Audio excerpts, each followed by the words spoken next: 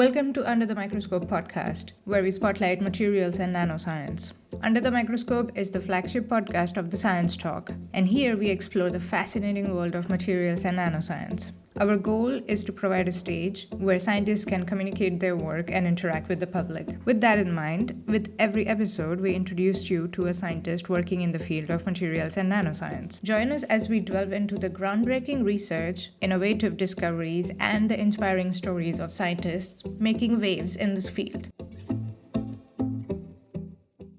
Welcome to Under the Microscope podcast of the Science Talk. My name is Pranoti Kshirsagar. I'm your host, and today we have with us Humeyra Caglayan, who is a professor at not one but two universities in Europe, one in Netherlands and the other in Finland. In Netherlands, she is a professor at the Eindhoven University of Technology, and in Finland, Tampere University. Humeyra is going to tell us about this very exciting project called 3D Microscopy, funded by Jane and Atos Erco Foundation. The funding call supporting the 3D Microscopy project is Future Makers. This project started in 2023, so it's been running for 2 years now, and it will go for another 1 year. And of course, what better podcast to talk about 3D microscopy than Under the Microscope? Please join me in welcoming Humeyra. Hi, Humeyra. Hello. How are you doing today? I'm doing great. Thank you.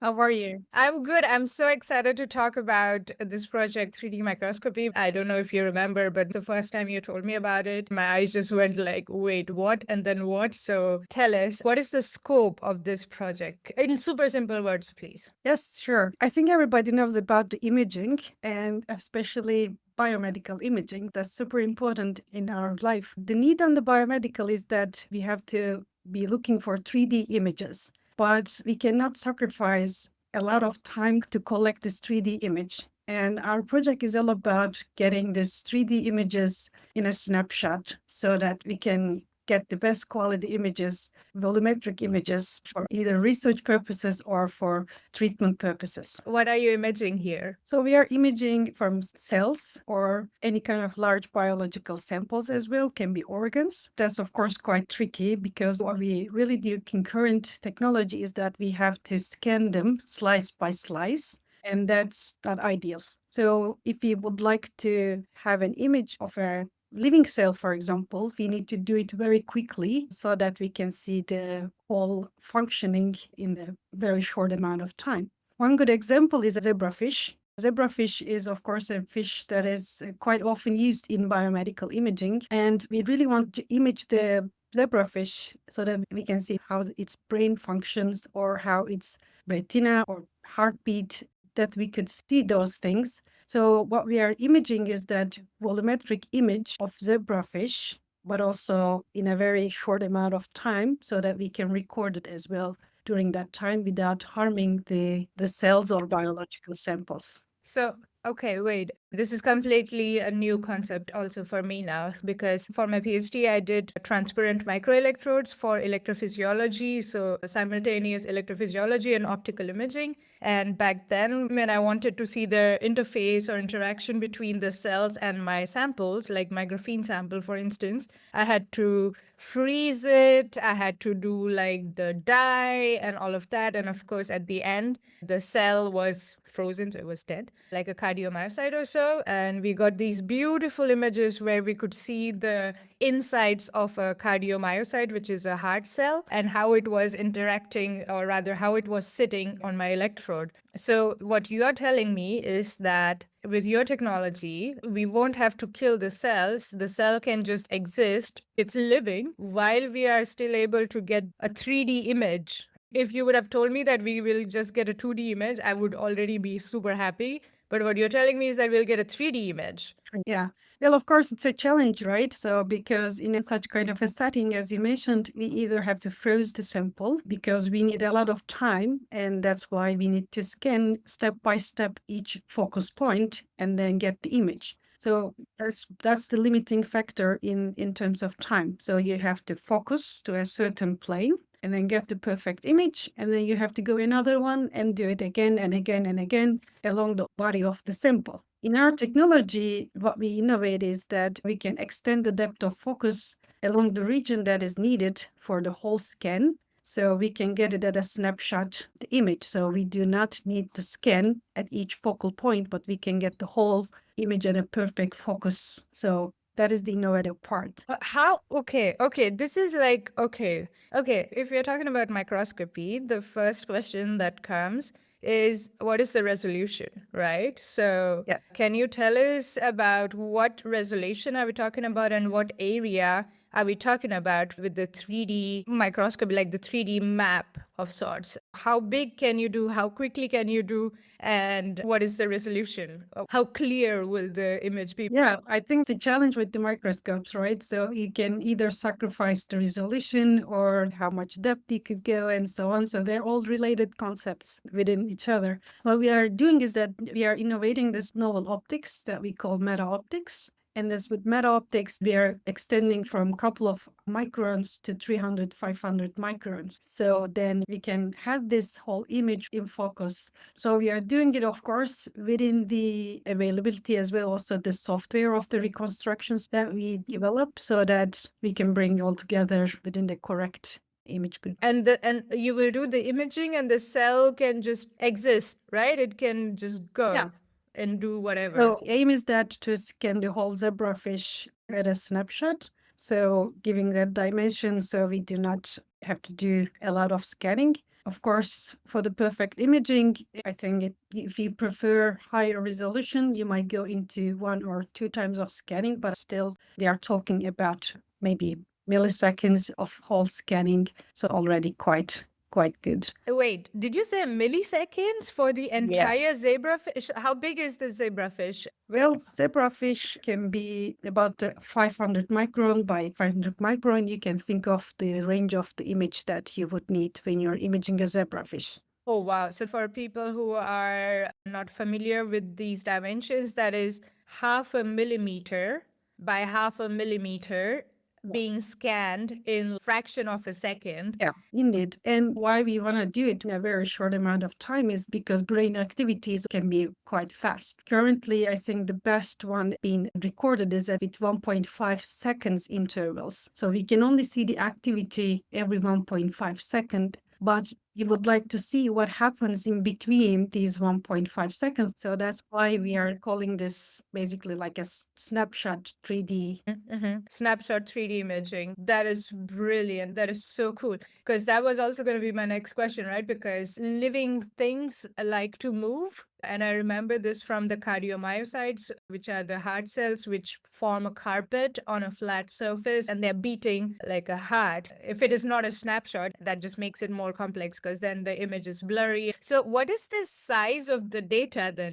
Because I'm just thinking if we want to record the neurons talking to each other or communicating with each other in the brain, because that was also one of the things why we wanted to have transparent microelectrodes. That is the closest I have as a comparison to understand your work and the application of your work in the living systems. The neurons, when they are firing and then when they are communicating with each other, neurons are the brain cells for people as a reminder, and they're firing very quickly. And you want to be able to understand and image it, visualize it, not just record the signal, but also be able to visualize it. And that is something that your project, the 3D microscopy and the snapshot 3D microscopy, is able to give. So, what kind of images are we looking at? We are working on 3 or 4 different colors in the RGB range. So red, green, and blue. We are talking about different color images that we could collect. But of course, as we look at, especially for this kind of brain activity, then we would see some firing up of the neurons. Then it is like a little bit of more black and yellowish kind of colors. These are kind of the images that we could record. This gives us quite an opportunity to see in a short amount of time how these kind of activities happen that people then take this to another level for treatment and so on. But for us, the ideal is that we will get the most data possible within a short amount of time for future use of any biomedical purposes. And here we have to work both on the hardware and the software part. We have to bring them together. That's why you mentioned about the data. It's an important part as well. We cannot just give a raw data. So there we have to really create the image that can mean something for person that is looking at it. That's why we also then creating this image reconstruction part, software part, that one can really turn around this 3D image, look around which direction that you want to look and so on. Imagine that you have this kind of 3D volume image that you can turn around with your mouse. You can look at different directions. Could be quite useful, hopefully, to also to bring it any of the doctor's office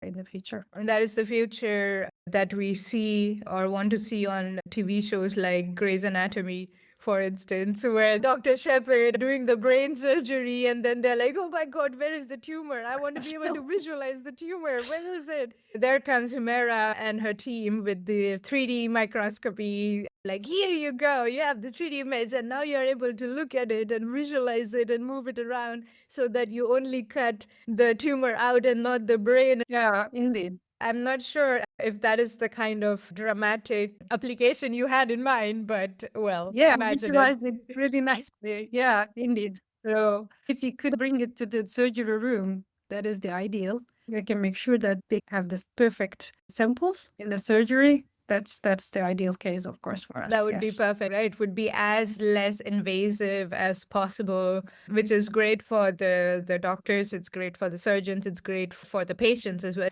That is brilliant. So you also mentioned the software and the hardware part. I know you are an amazing scientist. You are a professor at two universities, two really big shot universities, but I'm assuming you're not doing this alone. Oh yeah, that is a lot to do alone. So we are doing it actually as three different teams. So my team take care of the optical setup. We are mostly an optic photonic experts. So we are developing optic setup of the microscope and the novel optic part that we are developing mainly so that we could achieve this depth of focus that is enhanced. We have Johnson and Anil with me, my postdoc and my PhD student. And then for the software part, we are working with Atanas Kochevs and Erdem Shahin from another faculty. And they are the one who are developing the software part. They are also together with another postdoc, Yanni, and they are imaging experts. I call them sometimes that you're doing magic with images.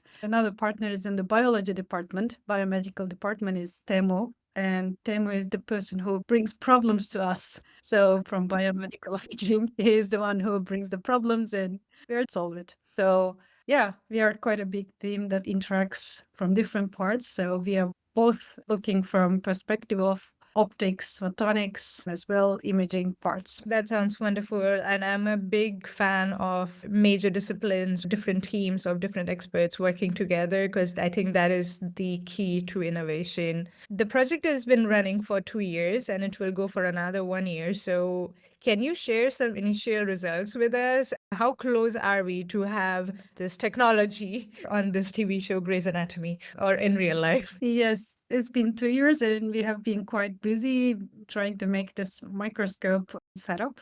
And now we have this setup and trying to make this working in the lab. So we have developed this novel meta optics parts. Initially, we showed how in theory it will work. This meta optics parts together with the image reconstruction. We had the hardware completed. So now we are making tests together with the software. We are using simpler biological samples to test our setup. This has been the work for us for 2 years. It's been quite a lot of effort from all parties. And the third year, now we're gonna really want to test this in a zebrafish, for example. That's the ideal. And once we can show all this, what we really want to do is more on the packaging because now overwhelming to bring it to a doctor's office or surgery room. So what we really want to do is that to make it more user friendly so that they can do it without us in the room so that we don't have to go each room. And this can be quite be used by hopefully many places. Ideally, of course, we do not just want to leave it in any kind of biological samples, but as you mentioned, it can be used for tumors as well, so that it can bring it to the surgery room, so that we can take it to any places in the world. So be useful for the whole society at the end. That's good to know. I can talk to you for hours and hours. I have so many questions for you, but I'll ask you one last question and then I will let you go because this has been fantastic. So, what are you most excited about in the next 6 months of this project? So far, I have seen so much nice images from our setup. What I'm really looking forward to see is a real live sample image so that we can really record how it changes within a certain time. The images taken from our microscope. That's the final things that we are looking in this project. Now I'm also looking forward that we had an extension project of this project, exactly as you mentioned, to the surgery rooms with partners in the United States. So I'm also excited to start that project. That is to work with even also pathologists on this and what are their challenges and how can we solve or modify it using our microscope. So are the next big steps for us in the next 6 months, 1 year. So next season of Grey's Anatomy will have your technology. I hope so. Maybe it's been quite challenging for us to really think around it at each point of how to really improve it, because there was quite a struggle to have to balance the resolution aspect of it and like depth of field aspect, and then also make it compatible with the biological samples. This was all each point a different challenge for us to think. And one simple example that I always give is that it was quite challenging to think even to make a image 3D. Of course, you can always get Z images, but to make it at a snapshot, we really mimic there the human perspective. For example, people understand image if it's a 2D or 3D, and we mimic that right now. What they really do is that, are you familiar how people understand if it's a 2D or 3D? So what we do is a very basic human instinct. We turn our head. So we try to understand if it's a 3D or not. And that's actually what we're also mimicking with our this so-called novel optics. We are mimicking so that we are collecting it from different angles so that we could collect 3D. So it was quite challenging the way from looking from different optics, different software, and then trying to mimic also some of these things from nature and then implement it to really a biological sample. So now I'm really excited to see in the last year how we bring it to this whole thing together. For this, yeah. Absolutely, yeah. And you also mentioned the meta optics, and I would love to get into more details of what do you mean from the physics perspective? What do you mean by the meta optics? How exactly are you doing it? That would be really cool for me, definitely to understand, and for everyone else also to understand. Of course, the application and when all of this comes together, this is great, but also the physics behind how exactly you did it. What you also mentioned with looking from different, like we tilt our heads, we move around, and that's exactly what your optics is sort of doing. So yeah, that would be awesome. Perfect. Thank you very much, Humeyra. Excited to talk to you again with the images and the 3D maps of sorts that you will have as the initial results or the next results. And looking forward to speaking with you again. This has been wonderful. Thank you very much, Humeyra. Yeah, thank you. Thank you for having me.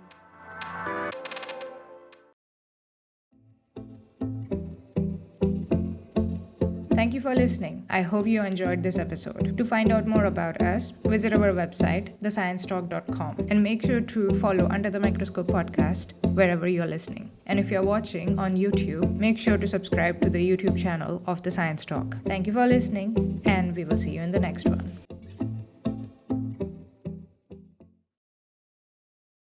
What, are you telling me that me as a human is 70% similar to the zebrafish? It's a fish.